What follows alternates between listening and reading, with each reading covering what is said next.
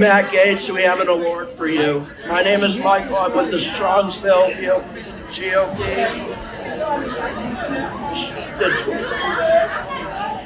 The 2023 Strongsville GOP Award. Thank you all so much. Congratulations for your dedication to using Venmo to allegedly paying underage girls to have sex with you. You're so full of it.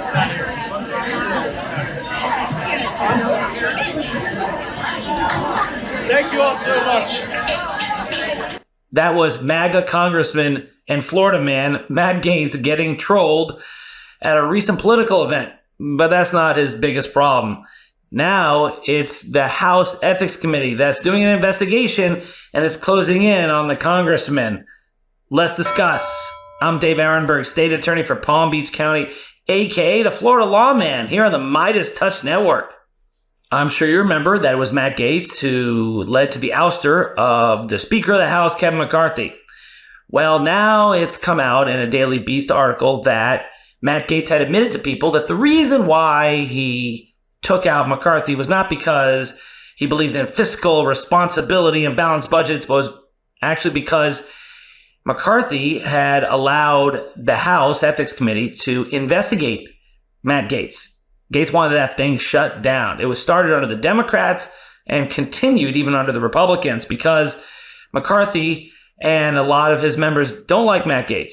And so Matt Gaetz decided to take McCarthy out, and he did. And now the House Ethics Committee is getting really serious about the investigation. They've reached out to the Department of Justice to get information from its investigation of Matt Gaetz. You see, the Ethics Committee had investigated, and then the Department of Justice had asked the House to put it on hold while it investigated because their investigation was a criminal investigation. They have the power to arrest and prosecute, but they decided not to at the end of the day. And then the House investigation was renewed, and it then got serious recently because they're trying to get information from the Department of Justice. And they even contacted Joel Greenberg, according to reports.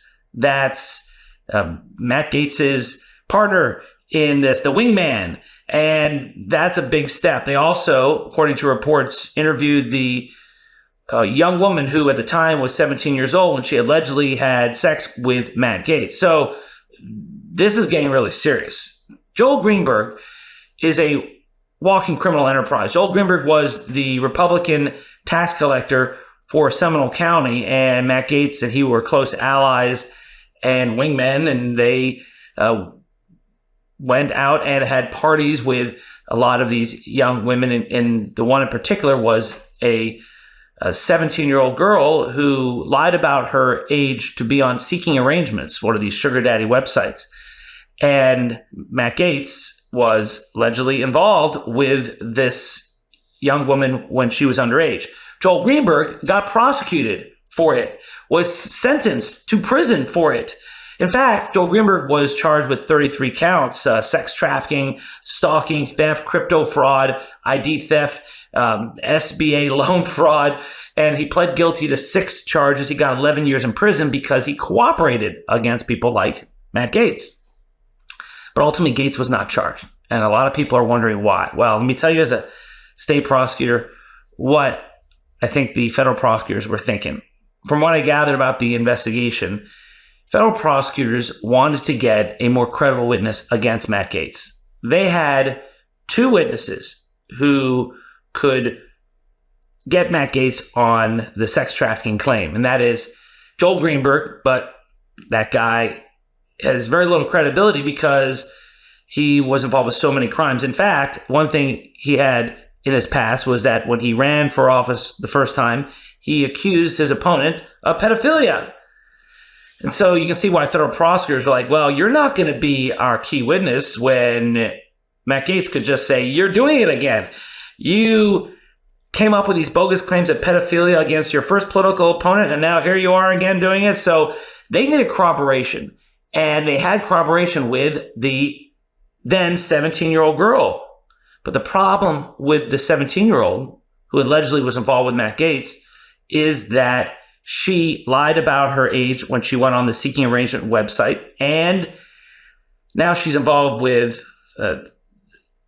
pornography, with adult films. She's doing sex work, allegedly. And that is something that, whatever you feel about the sex work industry, it doesn't play well in front of a jury. And federal prosecutors are not going to rely on these two witnesses to go after a member of Congress. And as an aside, this is another instance where you could point to a different criminal justice system for certain folks in power. We've seen it before with Donald Trump. And now you could make the argument that had it not been a member of Congress, not been a MAGA leader like Matt Gaetz, then perhaps they would have moved forward with the prosecution. But they didn't. And they looked for another witness. They tried to get corroboration from a third witness. And they had someone, an ex-girlfriend of Matt Gaetz, someone who worked for state and federal government, someone who had no axe to grind against Matt Gaetz. They had an open relationship. And this person knew the 17-year-old girl. This person was on a controversial trip to the Bahamas in 2018 with the 17-year-old girl and Matt Gaetz.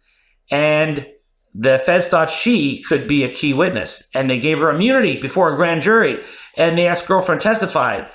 But apparently, according to reports, looks like she could only testify against Matt Gaetz when it came to obstruction, that she was someone who was on a phone call with Matt Gaetz and another young woman who Gaetz allegedly was trying to persuade before that other young woman was going to meet with the FBI, though that could be witness tampering, obstruction.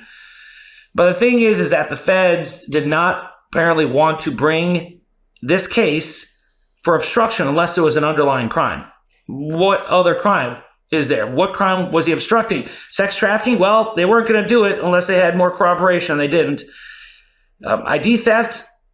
They didn't have enough corroboration, apparently. What about the Mann Act? That's the act that says that under federal law, you can't transport people for purposes of prostitution across state or federal lines.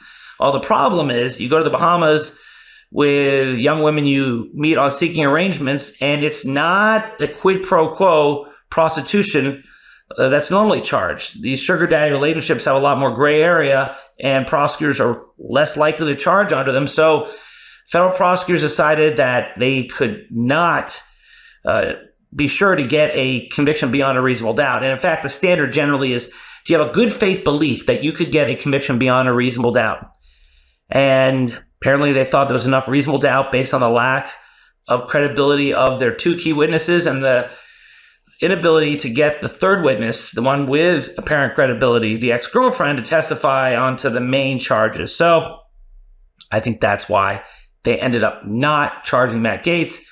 So Gaetz has said he's cleared, but that doesn't mean you're cleared. It just means there's not enough evidence to charge you. And now it's game on for the House. And there's no double jeopardy here because the feds not charging you does not mean that the House can't go ahead and expel you. Remember, the House investigation is not a criminal investigation. Ask George Santos. He's being prosecuted elsewhere, and the House decided to expel him. There is precedent for expelling people, whether you've been convicted or not. And that's what's facing Matt Gaetz. And of course, Gaetz is saying this is political, but it's the House Republicans doing it. And he may say, well, this is Kevin McCarthy's revenge. But the text messages from Gaetz to allies show that it was Gaetz who did the preemptive attack against McCarthy to go after him before McCarthy could take him out.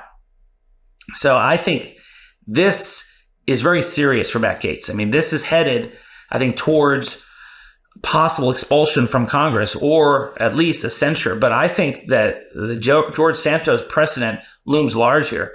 And again, if you want to say it's political, think again, because the investigation at the federal level started under Attorney General Bill Barr. Yeah, that Bill Barr, right? And it was closed under Merrick Garland. Another example that this Department of Justice under Merrick Garland is not politicized, quite the opposite. And this investigation in the House, as I said, was opened up originally by Democrats, but then taken over by the Republicans. And so it's hard to say this is just some political witch hunt. So what's going to happen to Matt Gaetz? I think this is a tough one for him. This could be his end in Congress. And then I expect him to run for governor of Florida. He said he's interested. And I think that is a very big possibility in 2 years after Ron DeSantis is term limited. So it's never dull in the Sunshine State. So stay tuned. I'm Dave Aronberg, state attorney for Palm Beach County, aka the Florida Lawman. If you like this video, please like, please comment and subscribe, and I'll see you next time. Love this video? Make sure you stay up to date on the latest breaking news and all things Meidas by signing up to the MeidasTouch newsletter at MeidasTouch.com/newsletter.